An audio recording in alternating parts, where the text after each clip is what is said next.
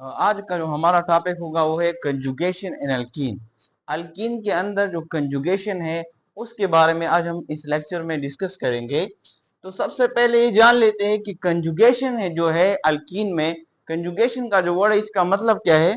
जो कंजुगेशन है, कंजुगेशन का मतलब है alternate, single and double bond. इसका मतलब है alternate, single and double bond. For example यहाँ अगर आप लोग देखें, ये मैंने दो एग्जांपल यहाँ पे ड्रा किए। ये 1 2 3 4 5 6 कार्बन स्ट्रक्चर का एक कंपाउंड यहाँ मैंने लिखा है। अगर आप गौर करें तो यह जो पहला कार्बन है और दूसरे कार्बन के दरमियान सिंगल बॉन्ड है। फिर जो दूसरा और तीसरा कार्बन है उसके बीच में डबल बॉन्ड है। फिर जो तीसरा और चौथा कार्बन है उसके बीच में सिंगल बॉन्ड। चौथे और फिफ्थ कार्बन के दरमियान डबल बॉन्ड। फिर फिफ्थ और सिक्स के दरमियान फिर सिंगल बॉन्ड। अगर आप लोग इस स्ट्रक्चर को गौर से देखें तो पहले हमारे पास सिंगल बॉन्ड है, फिर दूसरे केस में डबल बॉन्ड है, फिर सिंगल बॉन्ड है, फिर डबल बॉन्ड है और फिर सिंगल बॉन्ड है। तो इसको हम कहते हैं alternate double and single bond और सिंगल एंड डबल बॉन्ड, क्योंकि एक के बाद एक डबल बॉन्ड आ रहा है। पहले सिंगल बॉन्ड, फिर उसके बाद डबल बॉन्ड, फिर सिंगल बॉन्ड, फिर उसके बाद डबल बॉन्ड। तो सच टाइप ऑफ फिनोमेना को हम कहते हैं कि ये क्या है, ये कंजुगेशन कहलाता है। ये दूसरा एग्जांपल अगर आप लोग यहां देखिए, ये carbon 1, carbon 2, carbon 3, carbon 4, carbon 5, carbon 6, carbon 7 वाला कार्बन का कंपाउंड स्ट्रक्चर मैंने ड्रा किया है। अगर आप गौर से यहां देखिए तो पहले और दूसरे कार्बन के दरमियान एक सिंगल बॉन्ड है। फिर जो दूसरा कार्बन है और तीसरा जो कार्बन है उसके बीच में डबल बॉन्ड। फिर तीसरे कार्बन और चौथे कार्बन के दरमियान फिर सिंगल बॉन्ड। फिर चौथे और फिफ्थ कार्बन के दरमियान डबल बॉन्ड। फिर फिफ्थ और सिक्स के दरमियान अगेन सिंगल बॉन्ड। और फिर सिक्स कार्बन 7 के दरमियान अगेन डबल बॉन्ड। अब ये क्या, ये अल्टरनेशन है, यानी सिंगल और डबल बॉन्ड का अल्टरनेशन, या alternate double and single bond, क्योंकि पहला सिंगल बॉन्ड, उसके बाद दोबारा डबल बॉन्ड, फिर सिंगल बॉन्ड, फिर दोबारा अगेन डबल बॉन्ड, फिर सिंगल बॉन्ड, फिर डबल बॉन्ड। तो ये जो फिनोमेना होती है अल्टरनेट सिंगल डबल बॉन्ड की, इसको हम कहते हैं कंजुगेशन। और तफसील से हम यहाँ एग्जांपल डिस्कस करेंगे। ब्यूटा 1,3 डाइईन, ब्यूट हम कहते हैं 4 कार्बन को, और 1,3 जो है ये पोजीशन है कि जो डबल बॉन्ड इस केस में है, क्योंकि दो डबल बॉन्ड है। डाइईन, इससे पिछले लेक्चरों में हमने डिस्कस किया था टाइप्स ऑफ अल्कीन को। जो एक डबल बॉन्ड होते हैं उनको क्या कहते हैं, फिर जो दो डबल बॉन्ड अल्कीन होते हैं उसको क्या नाम देते हैं, और जो दो से ज्यादा डबल बॉन्ड इसमें होते हैं उनको क्या नाम कहते हैं। तो वो हमने तफसील से टाइप्स ऑफ अल्कीन में डिस्कस किया था। यहां डाइईन है, डाई का मतलब है दो, और ई एन जो वर्ड होता है हम यूज करते हैं डबल बॉन्ड के लिए। मीन जो ब्यूट है, ब्यूट है 4 कार्बन, यानी ये 4 कार्बन का कंपाउंड है और उसमें क्या है, डाइईन दो डबल बॉन्ड मौजूद है। 1,3 आपको ये बताता है कि ये डबल बॉन्ड कौन सी पोजीशन पर है। तो अगर आप लोग इस एग्जांपल को देखिए, यहां मैंने ड्रा किया है सबसे पहले 4 number carbon, 1 carbon, 2 carbon, 3 carbon और ये 4 कार्बन। 4 कार्बन को हम कहते हैं ब्यूट। अब चूंकि इसमें डबल बॉन्ड मौजूद है, डबल बॉन्ड कौन कौन सी पोजीशन पे, 1 पे और 3 पे। तो यहां पोजीशन नंबर 1 पे डबल बॉन्ड और ये वाला 3 पोजीशन है, तो यहां 3 पे डबल बॉन्ड है। तो ये स्ट्रक्चर है ब्यूटा 1,3 ब्यूटाडाइईन का। अब हम क्या करते हैं कि इसका हाइब्रिडाइजेशन फाइंड करते हैं। इस ब्यूटाडाइईन की जो ईच कार्बन है इसका अब हम फाइंड करेंगे कि इसमें से जो कंजुगेटेड अल्कीन है ब्यूटा 1,3 डाइईन, इसमें से जो 4 कार्बन है इसमें से एक कार्बन का कौन सा हाइब्रिडाइजेशन है, sp है, sp2 है, sp3 है। तो चलिए हम पहले फाइंड करते हैं हाइब्रिडाइजेशन ऑफ द कार्बन। यहां जो आप लोग गौर करें, आप लोग को मैंने एक ट्रिक बताया था इससे पिछले लेक्चरों में, किस तरह हम हाइब्रिडाइजेशन फाइंड करते हैं। हाइब्रिडाइजेशन फाइंड करने के लिए मैं आपने आप लोग से ये कहा था कि आपने सबसे पहले सेंट्रल एटम को फाइंड करना है। जो सेंट्रल एटम होता है उसके साथ कितने एटम अटैच है उसको, प्लस उसी एटम पे कितने लोन पेयर है, ये दोनों को आपने प्लस करके जो आपके पास आंसर आता है उसको हम स्टेरिक नंबर कहते हैं। अगर आपके पास स्टेरिक नंबर 2 आ गया तो इसका मतलब है इसमें से 1 एस है और एक पी है। अगर 3 आ गया तो इसका मतलब है कि इसमें से एक एस है और 2 पी है। अगर 4 स्टेरिक नंबर आ गया तो इसका मतलब है एक एस ऑर्बिटल है और 3 पी ऑर्बिटल। ये मैंने तफसील से पिछले फर्स्ट लेक्चर जो होते इस चैप्टर की उसमें मैंने आप लोगों को डिस्कस किया था। यह जस्ट हम क्या करते हैं, फाइंड करते हैं। तो अगर आप देखिए फर्स्ट कार्बन को CH2 डबल बॉन्ड CH, यहां हम कार्बन की हाइब्रिडाइजेशन फाइंड करते हैं। तो अगर आप देखिए इस कार्बन, ये सेंट्रल एटम है कार्बन, इसके साथ कितने एटम अटैच है, 2 हाइड्रोजन अटैच है और एक साइड पे कार्बन अटैच है। इसका मतलब है कि इस कार्बन के साथ 3 एटम अटैच है, तो इसका 3 हो गया। अब प्लस लोन पेयर, अगर कोई लोन पेयर कार्बन पे है तो कार्बन पे कोई लोन पेयर नहीं है, इसका मतलब है इस कार्बन का स्टेरिक नंबर आपके पास 3 आ रहा है। तो 3 का मतलब है कि इसका हाइब्रिडाइजेशन क्या होगा, sp2। तो इस कार्बन के साथ मैंने लिखा है कि इसका हाइब्रिडाइजेशन होगा sp2। अब आते हैं दूसरे नंबर कार्बन पर, हाइब्रिडाइजेशन पर। अब दूसरे नंबर जो कार्बन है उसका हाइब्रिडाइजेशन क्या होगा। तो अगर आप देखिए यहां पे ये कितने एटमों के साथ अटैच है, कार्बन सेंट्रल एटम है, तो एक हाइड्रोजन और एक साइड पे एक कार्बन और दूसरी साइड पे दूसरा कार्बन।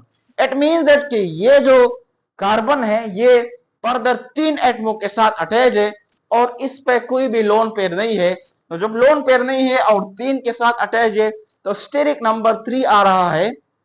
इस वजह से इस कार्बन का भी जो हाइब्रिडाइजेशन होगा वो भी sp2 होगा। सिमिलरली आप इसको भी डिटरमाइन कर सकते हैं, इसका भी हाइब्रिडाइजेशन sp2। सिमिलरली इस कार्बन का भी हाइब्रिडाइजेशन जो होगा वो sp2। इट मीन दैट कि जो ब्यूटा 1,3 डाइइन इसमें से ईच कार्बन जो है वो sp2 हाइब्रिडाइज है। तो यहां मैंने लिखा है इसका हाइब्रिडाइजेशन क्या हुआ, ईच कार्बन का sp2 हाइब्रिडाइजेशन। अब हम आते हैं कार्बन की इलेक्ट्रॉनिक कॉन्फ़िगरेशन। कार्बन का इलेक्ट्रॉनिक कॉन्फ़िगरेशन क्या है, कार्बन का एटॉमिक नंबर है 6। तो इसका इलेक्ट्रॉनिक कॉन्फ़िगरेशन अगर हम करेंगे तो 1s2 2s2 2px1 2py1 और 2pz0। z में कोई इलेक्ट्रॉन नहीं है और px py में एक ही इलेक्ट्रॉन मौजूद है। अब इससे पिछले लेक्चरों में हमने तफसील से ये ग्राउंड स्टेट कार्बन का और इसका एक्साइड स्टेट डिस्कस किया था तफसील के साथ। यहां मैं आप लोगों को मुख्तसर बता देता हूं। देखिए कार्बन की 2s जो ऑर्बिटल है उसमें कितने इलेक्ट्रॉन मौजूद है, 2 इलेक्ट्रॉन है। px में कितने हैं 1, py में कितने हैं 1, pz में कितने हैं 0 इलेक्ट्रॉन। इसको हम कहते हैं कि ये जो कार्बन का है इसको कहते हैं ग्राउंड स्टेट। कार्बन का ग्राउंड स्टेट है। अब ग्राउंड स्टेट में ये जो इलेक्ट्रॉन है अगर आप देखें गौर से तो यहां पे वैलेंस बॉन्ड थ्योरी जो है वो फेल हो जाती है, क्योंकि इस फिनोमेना को फर्दर जो है वो वैलेंस बॉन्ड थ्योरी एक्सप्लेन नहीं कर सकती। क्योंकि वैलेंस बॉन्ड थ्योरी ओवीबीटी जो थ्योरी है वो ये कहती है कि बॉन्ड फॉर्मेशन कब होगा, बॉन्ड फॉर्मेशन के लिए आपके पास रिक्वायर होती है हाफ पेड ऑर्बिटल, यानी उस ऑर्बिटल जिसमें इलेक्ट्रॉन हाफ पेड हो। यहां अगर आप देखिए तो यहां पे 2 ऑर्बिटल हाफ पेड है। तो 2 ऑर्बिटल हाफ पेड का मतलब है कि इसका बॉन्ड कार्बन कितने बॉन्ड बनाएगा, 2 बॉन्ड बनाएगा। जबकि एक्सपेरिमेंटली हमें पता है कि कार्बन एक्चुअली 4 बॉन्ड बना देता है। तो इस वजह से यहां पे जो वीबीटी थ्योरी है वो फेल हो जाती है। एक नया कंसेप्ट आता है जिसको कहा जाता है हाइब्रिडाइजेशन। हाइब्रिडाइजेशन का मतलब क्या है, देखिए यहां पे ये जो 2s का इलेक्ट्रॉन है, जब ये कार्बन एनर्जी गेन कर देता है तो ये जो 2s का इलेक्ट्रॉन होता है ये शिफ्ट हो जाता है, प्रोमोट हो जाता है इस p में। तो ये दूसरा स्टेट है कार्बन का। कार्बन का एक ग्राउंड स्टेट था, तो ग्राउंड स्टेट से ये इलेक्ट्रॉन चले जाते हैं एक्साइटेड स्टेट में। तो 2s से 2 इलेक्ट्रॉन थी, एक इलेक्ट्रॉन pz में चला गया। तो अब ps के पास भी एक इलेक्ट्रॉन है, py के साथ भी एक इलेक्ट्रॉन है और pz के साथ भी इलेक्ट्रॉन है और एक इलेक्ट्रॉन s के साथ है। अब ये पॉसिबल है कि कार्बन इस केस में क्या बनाए, 4 बॉन्ड बनाए, लेकिन इस केस में भी कार्बन 4 बॉन्ड नहीं बनाता। वजह यह है क्योंकि एक्सपेरिमेंटली हमें पता है कि कार्बन जो 4 बॉन्ड बनाता है वो ऑल रिस्पेक्ट में सेम होता है। उनकी बॉन्ड एनर्जी, उनके बॉन्ड लेंथ, उनका स्ट्रेंथ सब एक जैसा होता है। लेकिन अगर हम इस केस में इन तमाम ऑर्बिटल को मिक्स करें तो इससे क्या होगा, यहाँ पे एक एस है, 3p है, तो 3p की एनर्जी आपस में क्या है, इक्वल है, सब एक जैसा है। मतलब ये है कि अगर हम इस केस में अब हाइड्रोजन इसके साथ कनेक्ट कर ले तो 4 बांड तो बन जाएंगे, लेकिन मसला ये होगा कि 3 बांड जो होंगे पी से जो बनेंगे वो अलग टाइप के होंगे, उसके बांड एनर्जी अलग होगी, बांड लेंथ अलग होगा, बांड का स्ट्रेंथ अलग होगा, और जो एस के साथ बांड बनाएगा हाइड्रोजन उसका bond length, bond energy, bond strength बिल्कुल अलग होगा। 3p का अलग होगा, एस का अलग होगा। तो इस केस में भी ये क्या करता है, ये बांड नहीं बनाता। ये क्या होते हैं, ये चारों के चारों इस केस में चूंकि हमारे पास हाइब्रिडाइजेशन sp2 है, इसका मतलब है कि इस केस में इसमें मिक्सिंग होती है एक s ऑर्बिटल की और दो जो है p ऑर्बिटल की, और ये जो pz वाला जो ऑर्बिटल आपके पास है ये अनहाइब्रिडाइज रहता है, क्योंकि यहाँ पे एक पाई बांड मौजूद है, और उस पाई बांड बनाने के लिए क्या ये जरूरी है कि एक ऑर्बिटल इसमें अनहाइब्रिडाइज हो आपके पास। तो ये तीनों ऑर्बिटल px py और 2s ये आपस में मिक्स हो जाते हैं, और इस मिक्सिंग को हम कहते हैं हाइब्रिडाइजेशन। ये मैंने आप लोगों को फर्स्ट लेक्चरों में तफसील से बताया था। अब ये जब मैक्स होते हैं, जितने मैक्स होते हैं उतनी ही तादाद में, जितने 3 मैक्स हो गए तो आपके पास तीनों नंबर के नए ऑर्बिटल, हाइब्रिडाइज ऑर्बिटल आपके पास बन जाते हैं। लेकिन इसमें क्या होगा, ये तीनों का शेप, एनर्जी, मतलब ये कि ऑल रिस्पेक्ट के साथ ये एक जैसे होंगे, सिमिलर होंगे। तो आपके पास 3 मैक्स हो गए, 3 आपके पास नए ऑर्बिटल बन गए, एक एस था, 2 पी थी, तो इस वजह से ये भी sp2 हाइब्रिड ऑर्बिटल, ये भी sp2 और ये भी sp2। एक ऑर्बिटल जो था वो z वाला जो आपके पास अनहाइब्रिडाइज रहता है, वो अब हम यूज करेंगे ये वाला जो ऑर्बिटल है, ये आपके पास जो पाई बांड यहाँ पे बनता है, ये ऑर्बिटल इस पाई बांड के फॉर्मेशन में यूज होता है। अब आपके पास ये जो मैक्सिंग हो गया, मैंने आप लोगों को सिर्फ एक कार्बन के बारे में बता दिया, बाकी यहाँ पे 4 कार्बन है, तो चारों कार्बन के लिए आप इस तरह ये मेथड कर सकते हैं। तो 3 आपके पास हाइब्रिड ऑर्बिटल बन गई। अब अगर आप गौर करें यहाँ पे आपके पास कितने कार्बन मौजूद है, 1,3 ब्यूटाडाइन में 4 कार्बन है। एक कार्बन ये है, दूसरा कार्बन ये है, तीसरा ये है, और चौथा कार्बन ये है। हर एक के साथ कितने हाइब्रिड ऑर्बिटल होंगे, 3 हाइब्रिड ऑर्बिटल है। हर एक कार्बन के पास 3 हाइब्रिड sp2 ऑर्बिटल है, और हर एक कार्बन के साथ एक अनहाइब्रिडाइज pz ऑर्बिटल है, क्योंकि वो यहाँ पे यूज नहीं हुआ मैक्सिंग में। अब क्या होता है कि इस कार्बन के पास जो 3 हाइब्रिड ऑर्बिटल है, यहां मैंने ड्रा किए ब्लू कलर से, ये क्या है, ये 2 ऑर्बिटल और एक ही ऑर्बिटल, ये इसके sp2 हाइब्रिडाइज ऑर्बिटल है। अब क्या होता है कि इसके पास कितने हाइड्रोजन मौजूद है, 2 हाइड्रोजन है। शायद जो बिल्कुल टर्मिनल कार्बन है, अगर आप जगह देखिए टर्मिनल जो कार्बन है, इनके पास 2-2 हाइड्रोजन है, इस वाले के साथ भी, इस वाले के साथ भी। जो बिटवीन है उसके पास एक हाइड्रोजन मौजूद है। तो यहाँ जो कार्बन टर्मिनल वाले कार्बन है, ये दोनों इसके जो sp2 हाइब्रिड ऑर्बिटल है, ये भी sp2 है, ये भी sp2 है। ये लीनियरली ओवरलैप करता है किसके साथ, हाइड्रोजन के साथ। याद रखिए लीनियरली ओवरलैप करता है, लेकिन ये प्रॉपर डायरेक्शन में इसके पास आता है। ये जो, क्योंकि ये कोवेलेंट बॉन्ड है, और आप लोग जानते हैं कि कोवेलेंट बॉन्ड जो होता है वो डायरेक्शनल, उसका डायरेक्शन होता है, डायरेक्शनल इन नेचर होता है, जबकि जो आयनिक बॉन्ड होता है उसका कोई डायरेक्शन नहीं होता। इस वजह से ये जो हाइड्रोजन आता है, इसका जो ऑर्बिटल आता है प्रॉपर लीनियर ओवरलैपिंग के साथ इसके साथ लीनियर ओवरलैप करता है, लेकिन एक खास डायरेक्शन में इसके पास आता है। तो 2 ऑर्बिटल है यहाँ पे sp2 तो एक हाइड्रोजन इसके साथ ओवरलैप करता है लीनियरली, दूसरा हाइड्रोजन इसके साथ ओवरलैप करता है, और एक कार्बन के पास जो तीसरा वाला sp2 हाइब्रिड बनता है, वो ये मैंने लिखा, इसको मैंने नाम दिया कार्बन नंबर 1। ये वाला हो गया कार्बन 2, ये कार्बन 3, ये कार्बन 4। तो कार्बन नंबर 1 का एक sp2 हाइब्रिड ऑर्बिटल क्या करता है, वो कार्बन नंबर 2 के साथ जो हाइब्रिडाइज sp2 अपना जो ऑर्बिटल है उसके साथ लीनियरली ओवरलैप करता है। तो यहां मैंने ड्रा किया है, ये वाला कार्बन क्या था, 1 था, उसने 2 हाइड्रोजन के साथ लीनियरली ओवरलैप किया, तो इसके साथ क्या बना, कार्बन कार्बन हाइड्रोजन के दरमियान में सिग्मा बॉन्ड बन गया। तो कार्बन का हाइड्रोजन के दरमियान सिग्मा बॉन्ड बना, कौन सी ओवरलैपिंग से बना? इसके पास sp2 हाइब्रिडाइज ऑर्बिटल, ये वाला s था, तो sp2s हाइब्रिडाइज ऑर्बिटल की लीनियरली ओवरलैपिंग से आपके पास यहाँ पे कार्बन ने दो बॉन्ड बनाए, एक हाइड्रोजन के साथ, दूसरा दूसरे हाइड्रोजन के साथ।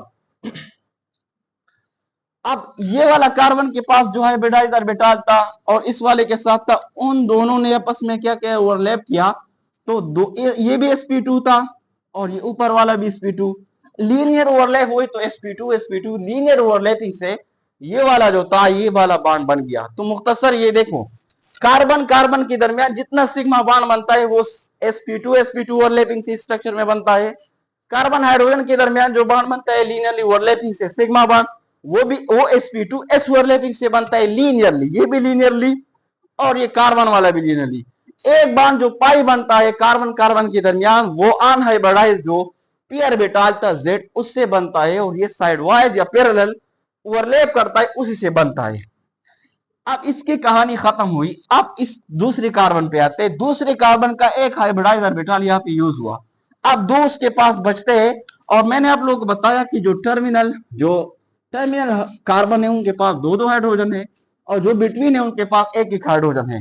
तो इस कार्बन के पास दो हाइब्रिडाइज ऑर्बिटल बचते हैं, तो ये एक हाइब्रिडाइज ऑर्बिटल, ये दूसरा ये। अब इसके पास एक हाइड्रोजन है, तो उस हाइड्रोजन का जो s ऑर्बिटल है वो इसके साथ लीनियरली ओवरलैप करता है, तो ये sp2 और ये s, तो sp2s लीनियर ओवरलैपिंग से ये सिग्मा बॉन्ड बन जाता है, ये कार्बन हाइड्रोजन के दरमियान। दूसरा उसके तीसरा जो लास्ट ऑर्बिटल इसके पास बचता है sp2, वो इस तल वाले दूसरा कार्बन वाला के पास जो sp2 हाइब्रिडाइज ऑर्बिटल है, वो इस तीसरे वाले कार्बन की sp2 हाइब्रिडाइज ऑर्बिटल के साथ लीनियरली ओवरलैप करता है और कार्बन के दरमियान में, यानी ये कार्बन और इस कार्बन के दरमियान में सिग्मा बॉन्ड बन जाता है। अब इसकी कहानी भी खत्म हुई। अब आते इस थर्ड कार्बन के sp2 एक हाइब्रिडाइज ऑर्बिटल यूज हुआ, इसके बाद अब बचते हैं दो हाइब्रिडाइज ऑर्बिटल। और ये वाला कार्बन, इस वाले कार्बन के पास एक हाइड्रोजन है, तो इस कार्बन के पास जो एक हाइब्रिडाइज ऑर्बिटल है उसके साथ हाइड्रोजन का s ऑर्बिटल लीनियरली ओवरलैप करता है। कार्बन हाइड्रोजन के दरमियान sp2s से लीनियर बॉन्ड बनता है, एक सिग्मा बॉन्ड बनता है कार्बन हाइड्रोजन से। और एक जो बचता है वो फोर्थ वाले कार्बन के साथ, यानी ये 3 वाला और ये 4 वाला जो लास्ट टर्मिनल कार्बन है उसके साथ, इसका एक sp2 और दूसरा sp2 इस फोर्थ वाले कार्बन का एक दूसरे के साथ लीनियरली ओवरलैप करता है, तो sp2 लीनियर ओवरलैपिंग से कार्बन सिग्मा बॉन्ड बन जाता है। और बाकी बचा उसके पास दो हाइड्रोजन, तो दो हाइड्रोजन उसके पास दो sp2 हाइब्रिड ऑर्बिटल भी है, तो उसके साथ हाइड्रोजन आता है और खास डायरेक्शन में उसके साथ लीनियर ओवरलैप करता है, तो आपके पास बन जाता है कार्बन हाइड्रोजन के दरमियान sp2s ओवरलैपिंग से सिग्मा बॉन्ड। अब यहां देखो, यह कार्बन ने दो हाइड्रोजन के पास बॉन्ड बनाई, एक इसके साथ बनाया, दूसरा जो कार्बन था उसने एक बॉन्ड बनाया तीसरे कार्बन के साथ और एक बॉन्ड बनाया हाइड्रोजन के साथ। थर्ड वाला जो कार्बन था उसके साथ उसने एक बॉन्ड बनाया हाइड्रोजन के साथ, एक बॉन्ड बनाया इस कार्बन के साथ, और चौथा जो कार्बन है उसने दो बॉन्ड बनाए हाइड्रोजन के साथ। यहां मैंने आप लोगों को ये एक्सप्लेन किया। अब ईच कार्बन के साथ एक अनहाइब्रिडाइज्ड पी ऑर्बिटल रहता है, इसके साथ भी एक अनहाइब्रिडाइज्ड पी ऑर्बिटल है, ये इस दूसरे वाले कार्बन के साथ भी ऑर्बिटल है, तीसरे वाले कार्बन के साथ भी ये है, और चौथे वाले कार्बन के साथ भी ये पी ऑर्बिटल, पी जो जेड ऑर्बिटल है वो रहता है, ये अनहाइब्रिडाइज्ड है। अब चूंकि यहाँ पे एक डबल बॉन्ड मौजूद है, तो उस डबल बॉन्ड के लिए क्या होगा, ये जो पी जेड ऑर्बिटल है ये साइड वाइज ओवरलैप करते हैं, ये ऊपर भी इसके लोब और नीचे भी, ये दोनों हम क्यों बनाते हैं, क्योंकि हम जानते हैं, मैंने आप लोगों को पहले बताया था, यहाँ पे बॉन्ड जो है ना हम ऊपर भी बनाते हैं नीचे भी बनाते हैं, क्योंकि इलेक्ट्रॉन आप जो जानते हैं पॉसिबिलिटी है, वेव है कि वो ऊपर लोब में भी हो सकता है और ये इलेक्ट्रॉन नीचे लोब में भी हो सकता है। 50-50% आपके पास चांसेस है कि वो ऊपर लोब में हो या नीचे लोब में हो। तो इलेक्ट्रॉन की वेव नेचर की वजह से हम ऊपर भी बॉन्ड बनाते हैं, नीचे भी। तो क्या होता है कि पीजेड ऑर्बिटल, ये जो फर्स्ट वाले कार्बन का पीजेड ऑर्बिटल है, वो दूसरे कार्बन के पास जो पीजेड ऑर्बिटल है उसके साथ साइड वाइज या पैरेलल क्या करता है, ओवरलैप करता है, और इसी से क्या बन जाता है आपके पास डबल बॉन्ड। अब यहां पे जो कार्बन 2 वाला एक साइड ने तो यहां पे पीजेड के साथ बॉन्ड बनाया। अब देखो यहां कार्बन 3 पे, कार्बन 3 क्या करता है, इसके साथ पीजेड ऑर्बिटल है, वो कार्बन 4 के साथ साइडवाइज ओवरलैप करता है। लेकिन यहां अगर आप कार्बन 2 को देखिए, कार्बन 3 इसकी इस साइड क्या करते हैं, ये जो साइड खाली रहते हैं ये भी आपस में क्या करते हैं, साइडवाइज ओवरलैप करते हैं। तो क्या होता है इससे, जब ये साइडवाइज ओवरलैप करते हैं तो ये चारों ऑर्बिटल, इसका पीजेड, इसका पीजेड, इसका पीजेड, इन 4 कार्बन है और 4 जो अनहाइब्रिडाइज्ड पीजेड ऑर्बिटल है एक ही टाइम पे एक दूसरे के साथ ओवरलैप करते हैं, और उस ओवरलैपिंग के नतीजे में यहां पे एक लार्ज मॉलिक्यूलर ऑर्बिटल बन जाता है। और उस वजह से उस लार्ज मॉलिक्यूलर ऑर्बिटल जो, क्योंकि ये एक दूसरे के साथ साइमल्टेनियसली चारों क्या करता है, ओवरलैपिंग करता है और लार्ज एक मॉलिक्यूलर ऑर्बिटल बन जाता है। उसी वजह से जो डबल बॉन्ड के जो इलेक्ट्रॉन होते हैं वो डीलोकलाइज हो जाते हैं। मतलब ये कि अब हम इस ब्यूटाडाइन का स्ट्रक्चर को ऐसा भी ड्रा कर सकते हैं। अब ये जो बॉन्ड था इसके बीच में यहां पे 1,3 ब्यूटाडाइन में कार्बन नंबर 1 पोजीशन पे कार्बन नंबर 3, उसके जो इलेक्ट्रॉन है वो इस तमाम कार्बन के बीच में डीलोकलाइज हो जाते हैं।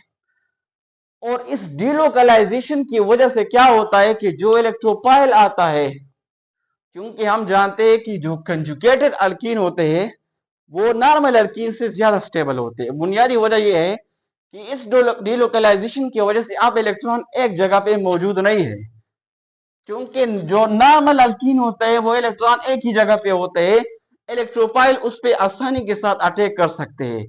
जबकि जब कंजुगेटेड अल्कीन में जो इलेक्ट्रॉन होते हैं वो क्या करते हैं, वो डीलोकलाइज होते हैं। डीलोकलाइजेशन की वजह से जो इलेक्ट्रोपाइल होता है वो इजीली इस इलेक्ट्रॉन पे अटैक नहीं कर सकते।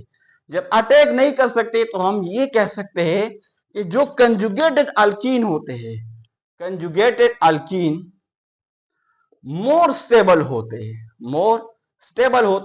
नॉर्मल अल्कीन से।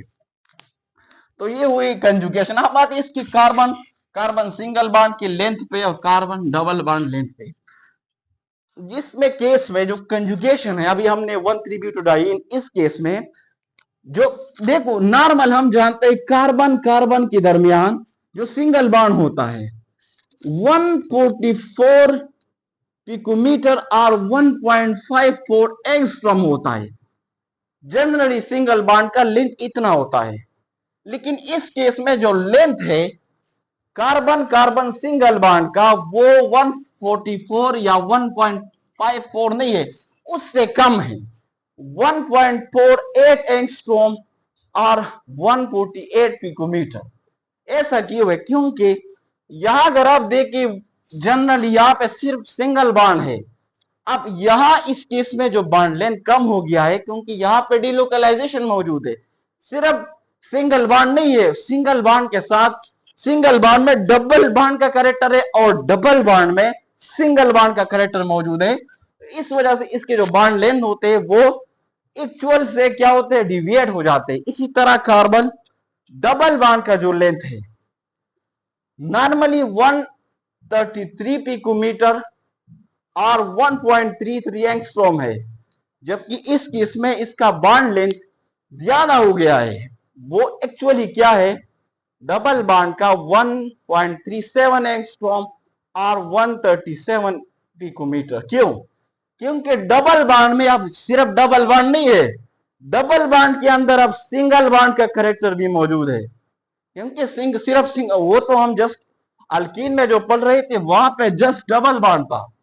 अब डबल बॉन्ड के साथ यहाँ पे सिंगल बॉन्ड भी है और सिंगल बॉन्ड के साथ डबल बॉन्ड भी है, तो इस वजह से इनके मिक्सिंग की वजह से इनके दोनों कैरेक्टर, सिंगल बॉन्ड का भी डबल बॉन्ड का भी कैरेक्टर मौजूद है, दैट्स वाई इसके जो बॉन्ड लेंथ है वो डिविएट हो जाते हैं अपनी नॉर्मल वैल्यू से।